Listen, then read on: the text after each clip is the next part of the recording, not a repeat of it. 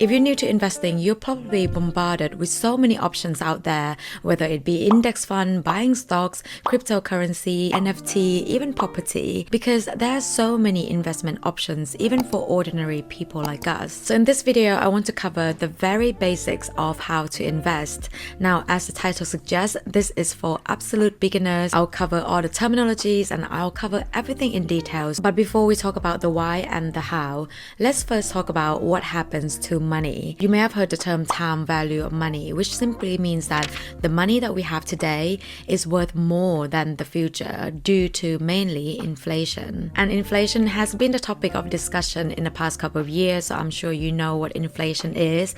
But if you don't, it's basically the rise of general prices in goods and services over time. If you look at the price of something 50 years ago, for example, let's say a pint of milk. In 1971, a pint of milk would cost you 9p.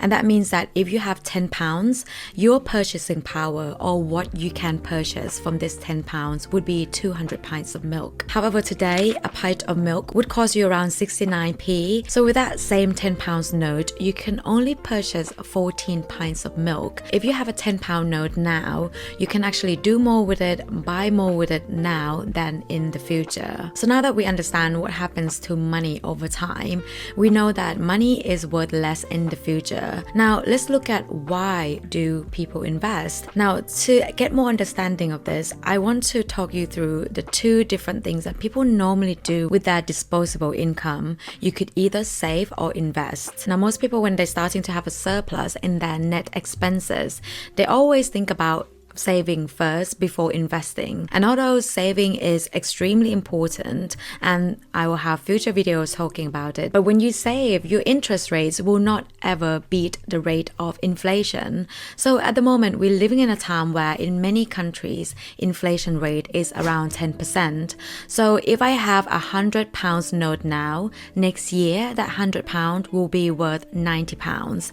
However, if I put that £100 in saving accounts, I will earn around maybe at best 1.5 or 2% interest. So as you can see, you're not really beating the rate of inflation. And if your main money management is solely focused on saving and not investing, practically your money is going to erode or lessen and lessen in value over time. And that brings us to the true purpose of why we invest. In a very simple term, we invest to grow our money, at least to match the rate of inflation and beyond. So what do I mean by growing money? Now, to contextualize it, let's look at a very traditional way of investing, which is investing in property. And I would like you to pay close attention to this because the same concept can be applied to many other investment options that we will cover later on in this video. When you invest in a house or a property, one source of income that you will certainly make is rental income. So for example, if you invest in a property and you paid £100,000 for it,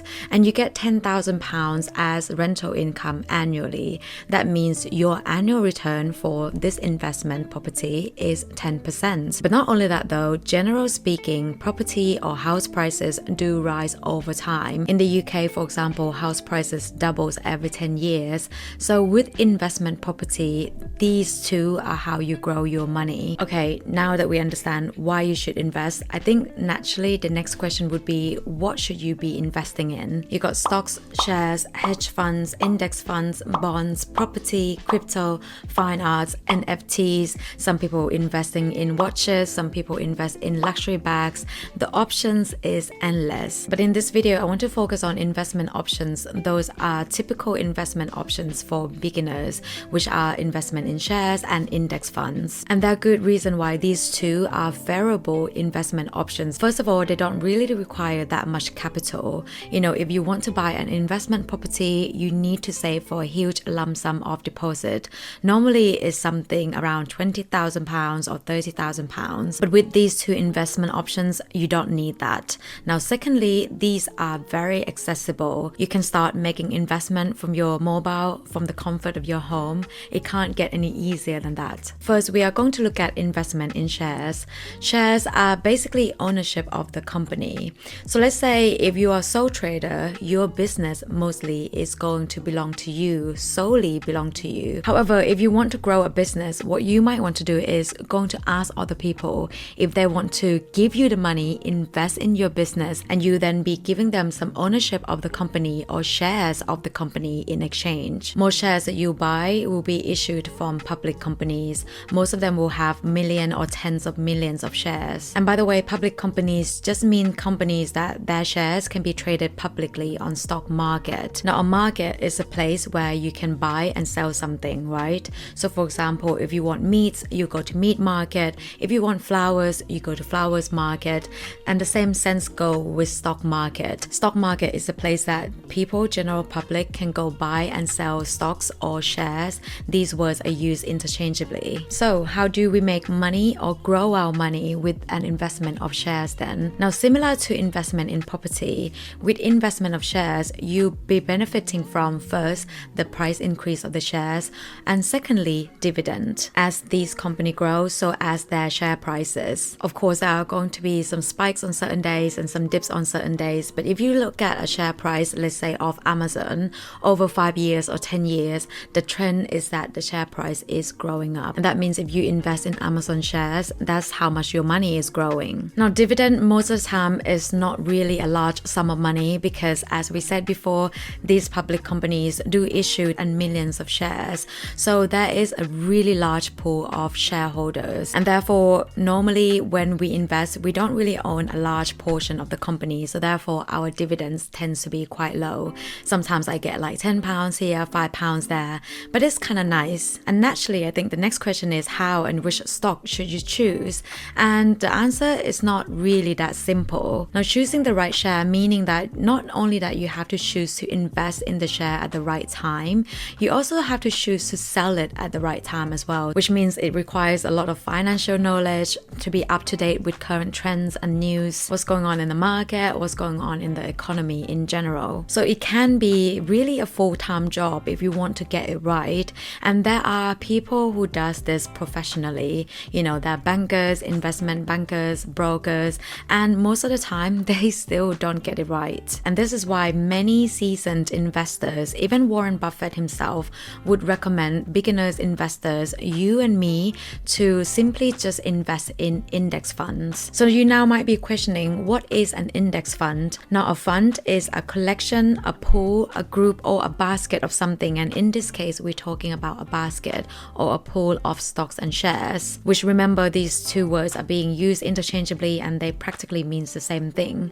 Now, an index just means that this basket of stocks and shares track a particular stock market index. I know it's all getting a little bit confusing here, but let's look at some example. So in the UK, there is an index called FTSE 100, and FTSE 100 is basically a collection or a list of the biggest 100 companies here in the UK. So if you invest in FTSE 100 index funds, that means that that fund will be buying or investing in 100 largest companies in the UK. So those are the names that you probably heard of. So for example, companies like Shell, Prudential, Burberry, Unilever. Now, another example, and probably more popular one, which is the S&P 500, which is a list or an index of the largest 500 companies in the US. So if you buy S&P 500 index funds, that means that that fund is going to be investing in the largest 500 companies in the US. And these 500 companies are going to be companies that offer different products and services.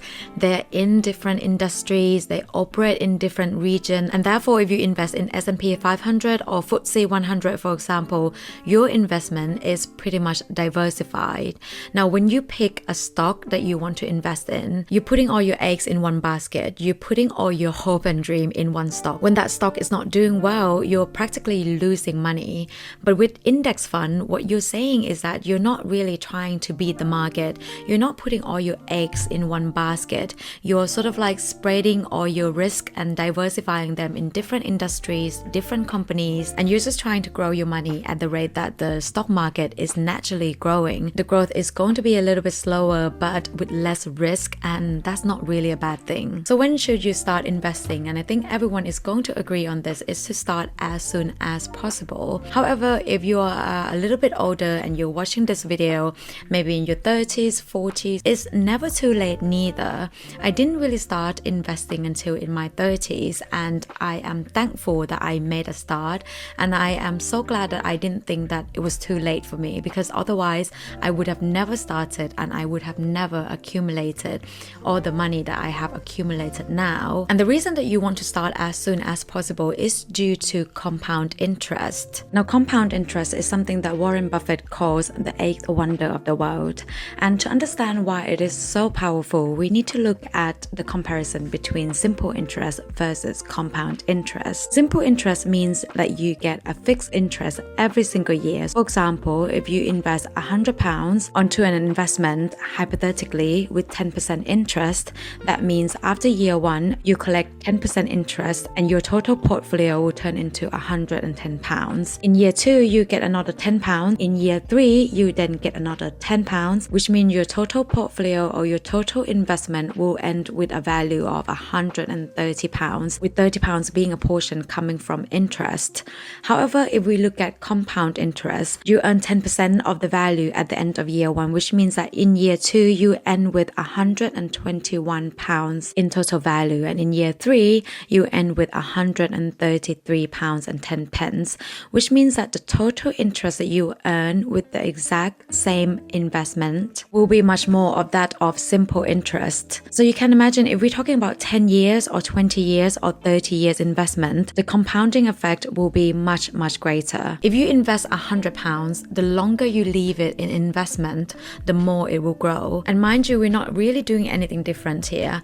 We're investing the same money, but we're just starting sooner. So if you're watching this video right now and you haven't started investing, then I would encourage you to start straight away. I mean, this is not financial advice, but if you're watching this video, I assume that you want to start investing, but you're just not sure how to go about it. However, there's a few things to bear in mind before you get starting, because it all depends on your situation. Now, if you still have debts, then the general advice is that it probably makes sense for you to pay off your debt first, because your debt probably incurs some interest that you have to pay off, and the longer you leave your debt unpaid, the more interest you have to pay for that loan. So first of all, pay off your debt.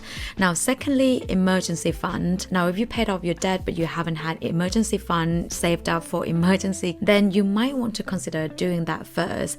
General advice is that you should have around 3 to 6 months of emergency fund saved up, and in my personal experience, recent experience, I would say emergency fund is extremely important. So get that saved up before you start investing. Another thing to bear in mind is that you shouldn't be investing the sum of money that you may need in 3 to 5 years time. As we talked about before, stock market, whether it be shares or your index fund, it can fluctuate. Someday it goes up, someday it goes down. We need to make sure that we leave that investment for enough period of time to allow it to grow, so we can ensure that we are not taking out the money when we are in a loss. So now you may be thinking, okay, you're sold, like you just want to start investing straight away. So how do you begin? You know, financial related things are super regulated. So that's why the answer to this question will depend on where you're based. But in general, just like any market, you need vendors and sellers to sell you the product. And in stock market, you need people called brokers. And these days, brokers come in the form of online platform. And different countries will have different platforms being offered. So what you can do is just go on Google and search, you know, which online platform, investment platform, and that's how you sort of like do your own research of what is available in your country. Now, I am based in the UK, so I can say specifically to the UK market, but if you're based elsewhere, you have to sort of like do your online search yourself. While you're doing your research, you want to bear in mind a few things. Whichever platform that you're choosing, you want to make sure that first of all, they are registered. Again, you know, financial related transactions are subject to financial fraud. You know, lately we've been seeing a lot of that. In the UK, we have Financial Conduct Authority or FCA. So whichever agents or broker that you want to go to, you want to make sure that they are FCA regulated. And the next thing that you want to look out for is you want to make sure that your money is protected somehow. In the UK, there is Financial Services Compensation Scheme, which offers up to £85,000 protection of the money that you deposited in that financial institution. So those would be the two things that I will look up for. First of all, whether they are regulated. Second of all, is your money protected? So regardless of where you're based, I would recommend that you look into these two to make sure that you are as protected as possible. But here are the platforms that I am personally using for my own investment. You can use them or not use them if you find other alternative. I don't really mind. I am using Hargreaves Lansdown for stocks and shares. I mean, their fees are probably not the best, but I quite like the fact that they are UK based. Their customer service is brilliant. Another platform I'm using for my index funds investment is Vanguard. And another one that I am also using quite recently is Invest Engine as well. So these are the three ones that I am using. If you're still here watching, I thank you so much, because I know this is probably quite a long video, but I hope this video has served you somehow in getting you started in investing. If you enjoyed this video, then I would really appreciate it if you subscribe to the channel, because I have loads more that I offer in this channel. I'll see you in the next video. In the meantime, do take care of yourself. Bye.